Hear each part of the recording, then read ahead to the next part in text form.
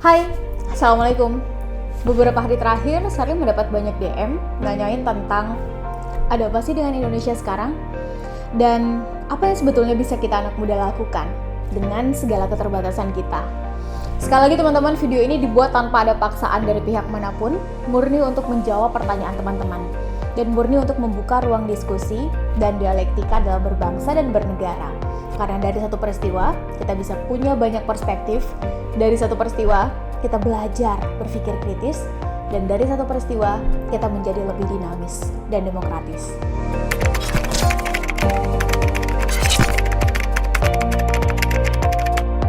Teman-teman, berikut tim Ada Peristiwa merangkum 3 masalah utama yang saat ini kurang lebihnya tengah melanda negeri kita, Indonesia. Dan kira-kira apa yang bisa kita upayakan. Yang pertama adalah tidak pekanya para pemimpin, dalam hal ini lembaga eksekutif. Dengan menaikkan harga-harga, isu perpanjangan masa jabatan presiden, ketidakpastian hukum, penundaan pemilu, semua ini menunjukkan bahwa pemerintah tidak peka dengan suasana kebatinan masyarakat yang baru saja selesai menghadapi situasi sulit COVID-19. Belum usai dampak COVID-19 yang nyaris melibas setiap sendi kehidupan mayoritas masyarakat, dan di tengah kita semua baru mulai bangkit, kok ia bisa dan tega pemerintah menggulirkan isu yang cenderung konfrontatif hingga menaikkan harga? Wajar kalau kita semua bertanya, apa yang sebenarnya sedang dikejar? Kenapa sampai tidak peka dengan suasana kebatinan masyarakat? Masalah yang kedua adalah mandeknya kinerja para anggota Dewan Legislatif. Teman-teman, di masa seperti sekarang, di mana dinamika demokrasi kita sedang dicoba, akan jauh lebih bijak jika Tuan dan Puan sebagai wakil rakyat yang duduk di Dewan Legislatif aktif menyuarakan pembelaan dan menyuarakan kebatinan masyarakat. Karena ketika pemerintah tidak mampu membaca apa yang saat ini tengah dirasakan oleh masyarakat, maka adalah tugas para wakil rakyat untuk membantu menyuarakan dan menyampaikan itu kepada pemerintah. Bukankah itu adalah salah satu tugas dan wewenang anggota DPR? Saya jadi teringat lagunya Iwan Fals yang seolah-olah fungsi anggota dewan seperti paduan suara yang hanya tahu nyanyian setuju. Wakil rakyat seharusnya merakyat. Wakil rakyat jangan tidur saat sidang soal rakyat. Wakil rakyat bukan paduan suara yang hanya tahu nyanyian lagu setuju. Padahal seharusnya mereka yang berhadap-hadapan dengan pemerintah, karena mereka yang punya kapasitas dan diamanatkan oleh undang-undang sebagai legislatif. Fungsi DPR bukan hanya membuat undang-undang, namun juga menyerap, menghimpun, menampung, dan menindaklanjuti aspirasi rakyat. Yuk diingat lagi kenapa dulu Tuan dan Puan dipilih oleh rakyat, apakah untuk dilayani atau melayani? Ketika Tuan dan Puan berada di eksekutif, maka kami percaya bahwa Tuan dan Puan akan melaksanakan fungsi pelaksanaan negeri ini dengan baik dan amanah. Ketika Tuan dan Puan kami pilih untuk menjadi wakil kami di lembaga legislatif, maka kami yakin Tuan dan Puan akan menjadi penyampai suara rakyat. Karena itu adalah salah satu fungsi legislatif, orang yang bertugas membuat undang-undang atau menerima dan menolak ajuan dari pemerintah. Namun fungsi itu yang saat ini tengah mandul. Kenapa bisa mandul? Karena terlalu kuatnya kepentingan masing-masing kelompok, baik kelompok ideologi maupun kelompok partai atau organisasi yang memutus Tuan dan Puan. Oke, kita berbeda secara keyakinan, berbeda sudut pandang politik, tapi saat harga-harga naik di saat yang tidak tepat, common sense kita akan sama-sama menolak. Oke, kita berada di partai yang berbeda, tapi saat pemilu mau ditunda atau isu 3 periode, bukankah itu melanggar konstitusi? Dalam hal ini, harusnya semua serentak satu suara. Ketika suara anggota legislatif pun sudah mulai pecah, pertanyaannya, kepentingan siapa yang saat ini sedang Tuan dan Puan bela? Dan masalah yang ketiga adalah rendahnya kepercayaan publik atas roda pemerintahan, bahkan bisa dibilang sistem demokrasi itu sendiri. Teman-teman, harus kita akui bahwa trust atau kepercayaan publik saat ini semakin tergerus. Data yang dirilis oleh survei indikator per tahun 2022 ini menyebutkan bahwa tingkat kepercayaan publik semakin kesini semakin menurun, terutama pada ornamen-ornamen eksekutif, legislatif, dan yudikatif. Pandangan publik, baik di dunia nyata maupun di dunia maya, sekarang sudah pada level, apa sih yang nggak bisa dibeli? Sudah berada pada titik tidak percaya dan tidak peduli. 3 problem tadi, pada titik tertentu, akan membuat Indonesia benar-benar dalam bahaya. Bahkan menjadi salah satu ciri-ciri matinya demokrasi.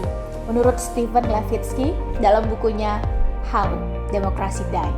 Yang ada di dalam tidak maksimal, yang di luar pun tidak percaya. Dan sejarah sudah membuktikan teman-teman, bahwa di momen-momen seperti ini, pengaruh-pengaruh asing akan sangat mudah masuk. Oligarki akan mudah menentukan banyak hal secara sepihak. Di satu sisi, masyarakat juga berada di titik tidak percaya, yang ketika ini dibiarkan akan menjadi snowball effect yang bukan tidak mungkin akan terjadi pembangkangan massal. Saat pembangkangan massal ini terjadi, sangat dikhawatirkan masuk ideologi atau kepentingan-kepentingan luar. Mereka yang ingin mengambil bagian, baik secara wilayah maupun sumber daya alam, yang ingin memecah, ingin adanya Indonesia Timur dan Indonesia Barat pun dengan sangat mudah ikut mengikat. Lantas apa yang bisa kita lakukan? Teman-teman, pada akhirnya kita harus paham dengan tugas masing-masing dan harus mau bekerja sama. Sebagai masyarakat, setidak peduli apapun, se-ignorance apapun, sebodoh amat apapun, kita tetap harus memberikan konsentrasi dan perhatian lebih terhadap negeri ini.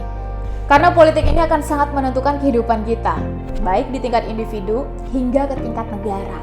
Harga cabai, harga beras, bahkan susah atau tidaknya pekerjaan yang akan generasi kita dan anak kita cari nanti. Semuanya erat dengan politik. Kenapa kita semua harus concern? Karena politik itu menentukan dari hulu hingga hilir kehidupan kita. Baik kehidupan ekonomi, spiritual atau beragama, semuanya akan ada hubungannya. Karena politik yang mengatur regulasinya, mulai dari membuat regulasi, membatasi regulasi, bahkan menghapus regulasi tersebut. Kita merasa cuek dan acuh, percuma kita bersuara, tidak akan mengubah apapun. Ya, mungkin itu benar pada skala yang besar, tapi bukankah perubahan yang besar selalu dimulai dari perubahan kecil? Ketika dilakukan secara konsisten dan masif, justru sustainability-nya akan jauh lebih baik untuk kita dan anak cucu kita kelak. Lantas di titik ini, apa yang bisa kita lakukan? Teman-teman, yuk sama-sama menumbuhkan harapan.